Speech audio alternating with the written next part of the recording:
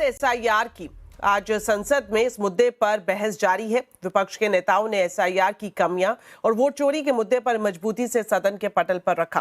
कांग्रेस सांसद मनीष तिवारी और समाजवादी पार्टी के अध्यक्ष अखिलेश यादव ने बैलेट पेपर से चुनाव कराने की मांग रखी है।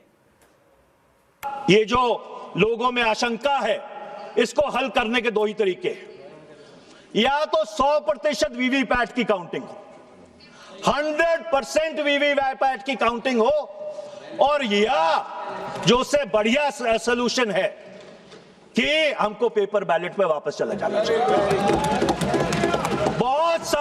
बहुत सारे ऐसे मुल्क थे जिन्होंने ईवीएम का प्रयोग किया था, जापान, जर्मनी, अमेरिका, जहां पे ये आजाद हुए थे, वो सारे पेपर बैलेट पे वापस क्यों चले गए? अगर ईवीएम में सब कुछ ठीक है, सब कुछ बिल्कुल पारदर्शित है, everything is coaster, everything is above board, 6 प्रदेशों में चुनाव होने जा रहे हैं, पेपर बैलेट पे करा लीजिए ना चुनाव, दूध का दूध, पानी का पानी हो जाएगा।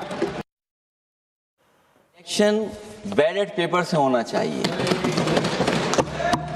और इसलिए होना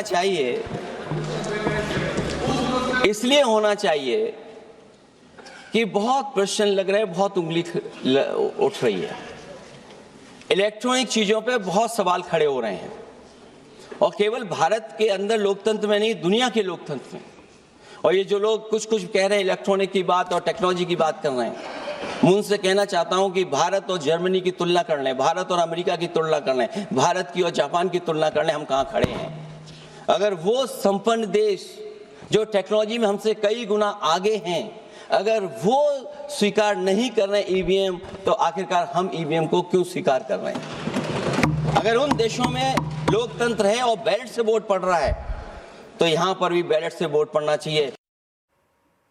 वहीं दूसरी तरफ वोट चोरी के मुद्दे पर बीजेपी सांसद संजय जायसवाल ने कांग्रेस को घेरा। वोट चोरी की सियासी लड़ाई में नेहरू पर भी बीजेपी नेता ने निशाना साधा। संजय जायसवाल ने बड़ा आरोप लगाते हुए कहा कि देश में पहली वोट चोरी 1949 में हुई और वोट चोरी से नेहरू प्रधानमंत्री बने।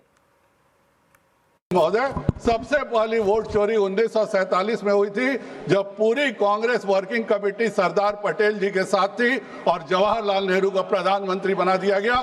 इससे बड़ा वोट चोरी का उदाहरण कहीं कुछ भी नहीं है। वोट चोरी 1975 में हुई थी, जब इंदिरा गांधी ने इमरजेंसी लगा करके जनता के सारे अधिकारों को छीनने का काम किया था। वोट चोरी 1987 में जम्मू कश्मीर में हुई थी, जब राजीव और फारूक समझौता हुआ और जबरदस्ती सारे बूथों को कैप्चर किया गया। जो लोग चुनाव लड़ रहे थे विरोधी दल, उनको भगा दिया गया, और उसके बाद कश्मीर ने 1987 के बाद उग्रवाद का ऐसा भयावह दौर देखा, जो केवल और केवल कांग्रेस पार्टी के वोट चोरी का नतीजा था। वोट चोरी 1991 में भी हुआ था सभापति जी, जब एक सांसद की बहुत दुखद मृत्यु होती है।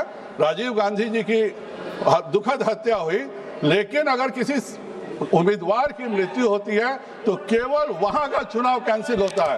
पहली बार हम लोगों ने चुनाव आयोग को वोट चोरी करते देखा कि राजीव गांधी जी की हत्या के बाद पूरे देश का चुनाव कैंसिल कर दिया गया और 21 दिन अस्थियों को लेकर घुमाया गया, तब चुनाव किया गया। मणिकम टैगोर वोट चोरी इसको कहते हैं। तो एसआईआर चुनाव सुधार पर संसद में बहस जारी है। आज हम आवाज अड्डा में इसी पर विस्तार से चर्चा करेंगे। एसआईआर संसद में आर पार जरूर देखिए शाम 7:57 पर सिर्फ सीएनबीसी आवाज पर। चलिए, इसी के साथ फिलहाल इस बुलेटिन में इतना ही। आप खबरों पर अपडेट रहें, सीएनबीसी आवाज से जुड़े रहें हमारे सोशल मीडिया हैंडल्स के जरिए। नमस्कार।